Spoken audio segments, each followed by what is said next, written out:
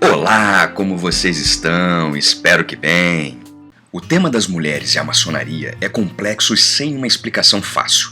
Tradicionalmente, as pessoas admitidas como membros de uma loja devem ser homens, nascidos livres, de idade madura e discretos, não podendo ser homens imorais ou escandalosos, mas de boa reputação. As obediências tradicionais não admitem mulheres, porque eles acreditam que isso iria quebrar os antigos landmarks. No entanto, existem muitos corpos maçônicos liberais que admitem mulheres e homens, ou exclusivamente mulheres. Quer saber mais? Vem comigo que eu te conto. Mas antes, não se esqueça de se inscrever no canal, dar aquele tapa no like, comentar e compartilhar o vídeo para que ele possa ganhar relevância.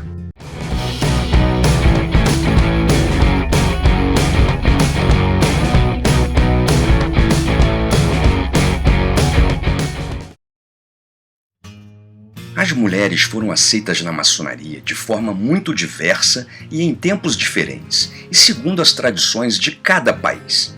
Elizabeth Adworth, conhecida em sua época como a Senhora Maçom, foi a primeira mulher a ser iniciada na maçonaria regular. Era filha de Arthur Stuart Lager, visconde do Condado de Cork, na Irlanda. A data de sua iniciação à maçonaria é incerta, mas, segundo algumas indicações, teria sido antes da morte de seu pai, em 1727. Segundo a tradição acerca da iniciação de Elizabeth, ela teria dormido enquanto lia na biblioteca de sua casa. Na sala contígua acontecia uma reunião da loja maçônica da qual participava também seu pai. Ao acordar com o barulho das vozes, ela teria espiado o que se passava na sala ao lado. Acabou por ser descoberta pelo mordomo da casa, que também era o guarda externo da loja maçônica. A situação foi discutida pela loja, ficou decidido então que ela deveria ser iniciada à maçonaria, tornando-se assim a primeira mulher maçom da história. No entanto, parece não haver evidências de que ela tenha sido mestre de uma loja ou que tenha frequentado regularmente as cerimônias maçônicas. É certo, entretanto, que essa história sempre foi vista como uma anedota. Posteriormente, houve mais mulheres em lojas maçônicas. Surgem também as lojas de adoção na França, a Ordem de Mopse na Prússia, entre outras. Hoje em dia, um número crescente de países, incluindo na Europa, as mulheres podem participar em lojas maçônicas, sejam elas exclusivamente femininas ou mistas. Há evidências, embora o fenômeno fosse muito raro, de que algumas mulheres chegaram ao comando e controle em várias corporações de ofício durante o período da maçonaria operativa. O manuscrito Regius, datado de 1390, é o mais antigo manuscrito ainda descoberto relativos à maçonaria operativa.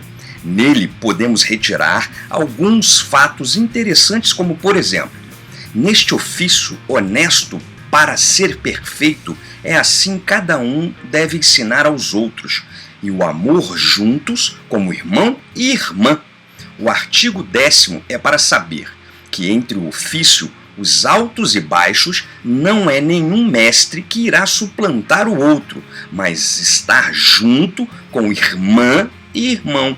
Este ofício curioso, todos e alguns que pertencem a um mestre maçom. No entanto, temos de salientar que nem todos concordam com esta interpretação do manuscrito Regius. Tira-se dali também que uma mulher era responsável pela escultura do pórtico da torre da Catedral de Estamburgo.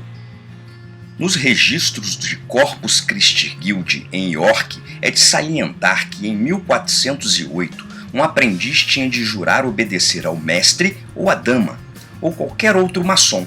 As damas foram registradas nos ofícios da maçonaria no século XVII, como sendo não operativas. Claro que, naquela altura, não operativa significava não estar envolvido no trabalho físico, mas agindo em capacidade de aceitar encomendas de trabalho, e não o que hoje chamamos de maçonaria especulativa. Essas mulheres eram chamadas de damas para distingui-las dos mestres maçons. Margaret Wilde, a viúva de um maçom, foi um membro da maçonaria como acompanhante em 1663. Um memorando de 16 de abril de 1683 da loja de Edimburgo refere-se ao acordo que uma viúva pôde, com auxílio de um competente maçom, receber o benefício de todas as ordens que poderiam ser oferecidas por seus clientes ao seu falecido marido maçom. A partir dos manuscritos que compõem os Velhos Mandamentos da Grande Loja de York, datado de 1693, refere-se aos deveres do aprendiz e solicita que um dos anciões tendo o livro, ele ou ela, he ou she, que está a iniciar-se maçom, deve colocar as suas mãos sobre o livro e os encargos serão dados ao iniciado.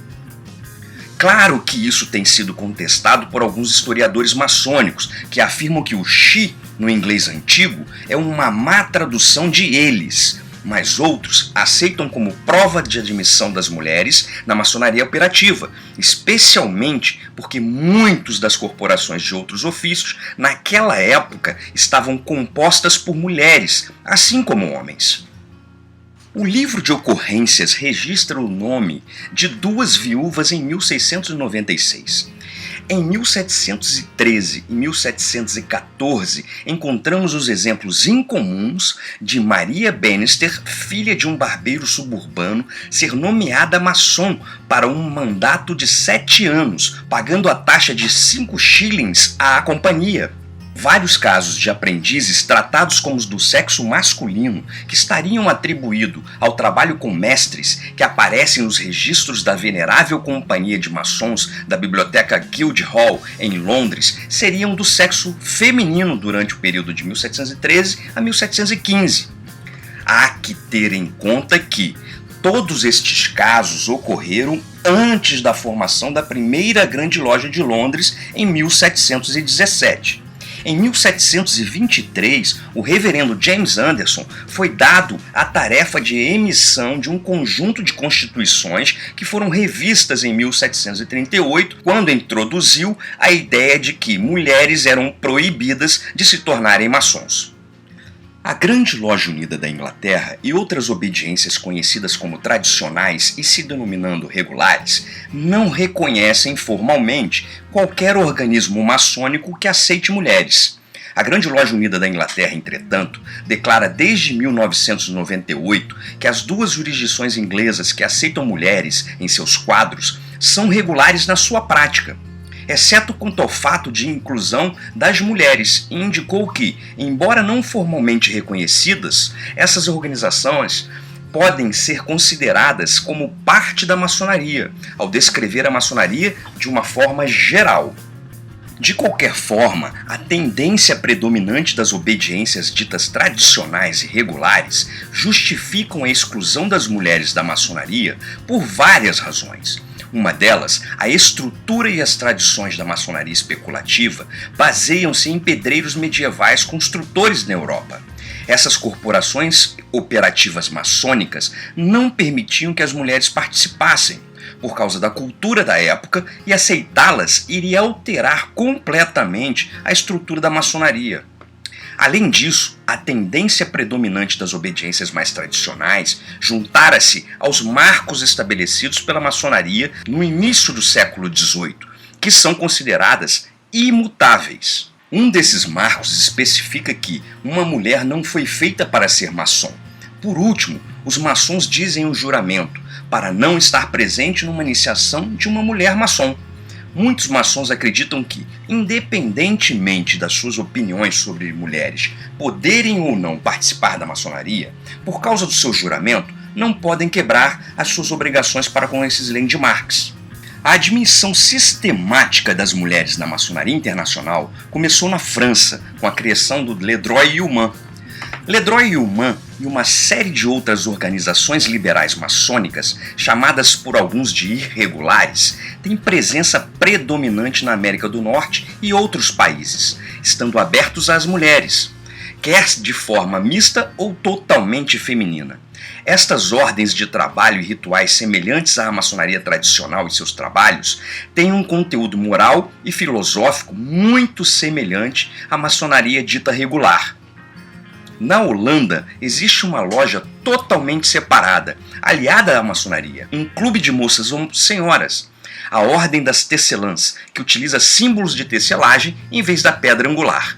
O rito de adoção de uma loja feminina surge na França, no Grande Oriente da França, bem como outros organismos maçônicos na tradição continental europeia, reconhecem plenamente a maçonaria de mulheres. Baseado no fato de que nada nas constituições de Anderson impedem as mulheres de serem recebidas em banquetes e entretenimentos que acompanham trabalhos maçônicos, ou participar em cerimônias religiosas de luto ou de São João, maçons franceses se acostumaram a chamar de irmãs as mulheres naqueles momentos. Em seguida, criaram mais tarde uma maçonaria para mulheres, ou a maçonaria de adoção. Lojas de adoção são lojas femininas, assim chamadas porque eram adotadas por uma loja masculina, funcionando sob a jurisdição desta. Há vestígios dessas lojas de adoção na França desde 1740, e por volta de 1760 os historiadores cantavam já dezenas de lojas de adoção. Essa maçonaria feminina era, entretanto, bastante diferente da maçonaria masculina. Em particular, tinha um ritual específico, o rito de adoção, que foi desenvolvido para essas lojas. Havia também lojas de adoção na Alemanha, 2 pelo menos, em Hamburgo, a Suprema Felicidade e a Concórdia. Em 1808, as lojas de adoção foram proibidas pela persuasão masculina como contrário à sua constituição. A prática da adoção maçônica sobreviveu por um bom tempo, no século XIX, mas apenas de forma marginalizada. Tem de se entender também, na verdade, que até aquele momento da história, as formas femininas ou mistas da maçonaria eram entendidas como ou anedótica, alguns casos isolados como o de Elizabeth Adworth, marginais, a maçonaria egípcia de Cagliostro, e as sujeitas às lojas aristocráticas, as famosas lojas de adoção, ou paramaçônica em seus rituais e práticas, como a Ordem da Estrela do Oriente nos Estados Unidos da América. A maçonaria mista do Droit-Humain, na Inglaterra, se estende quase que imediatamente. A primeira loja mista na Inglaterra é fundada em 26 de setembro de 1902. Muito rapidamente, as mulheres da maçonaria da Inglaterra estariam em desacordo com a ordem de origem francesa em 3 pontos: a apresentação de uma loja maçônica simbólica a um conselho supremo, a exigência de uma crença em um princípio superior ou divino, e o sistema misto, deixava de aceitar novos membros do sexo masculino em 1908. A separação ocorreu em 1913, deixando para trás as 2 obediências inglesas femininas quase indistinguíveis: a Excelentíssima Fraternidade da Antiga Maçonaria, de 1908, e a Excelentíssima Fraternidade da Antiga e Aceita Maçonaria, de 1913. Em 1959, a obediência feminina abandona o rito de adoção para adotar o rito escocês antigo e aceito. A primeira loja mista na América do Norte foi fundada em 1903 em Nova York, sob a égide do Le Droit-Humain. No século XX, a maçonaria feminina e mista expandiu-se fortemente na maioria dos países onde a maçonaria é permitida. Atualmente, na maioria dos países europeus e ao redor do mundo, as mulheres podem participar em obediências mistas ou exclusivamente femininas no que é conhecido como maçonaria liberal. A maçonaria do ramo tradicional não reconhece formalmente qualquer grupo que aceitem mulheres, embora em muitos países as relações informais de cooperação pontuais existem, trazendo um ar de amizade entre as obediências. Por exemplo, a Grande Loja Unida da Inglaterra considera que, desde 1988, algumas lojas mistas devem ser vistas como parte da maçonaria, sem ser reconhecidas oficialmente num tratado que autorize visitações mútuas. As denominadas obediências liberais, no entanto, reconhecem em geral as lojas para as mulheres. Alguns, como o Grande Oriente da França ou o Grande Oriente da Bélgica, reconhecem lojas para mulheres e aceitam a presença das mulheres nas suas obediências, até mesmo iniciando-as. Na América do Norte, Estados Unidos e Canadá, é mais comum que as mulheres não participem da maçonaria dita regular ou tradicional, mas em forma de associações paramaçônicas, com suas próprias tradições e seus próprios rituais, como a Ordem da Estrela do Oriente e as Filhas do Nilo, que trabalham em conjunto com as lojas maçônicas tradicionais. Embora a América do Norte geralmente siga a Inglaterra em muitos pontos, é neste continente que hoje concentra-se principalmente a resistência de reconhecer as mulheres como maçons.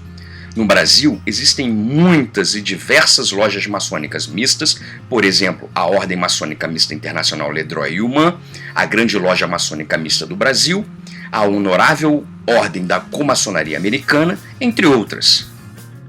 E por hoje é isso aí. Se gostou, favorita e compartilhe o vídeo.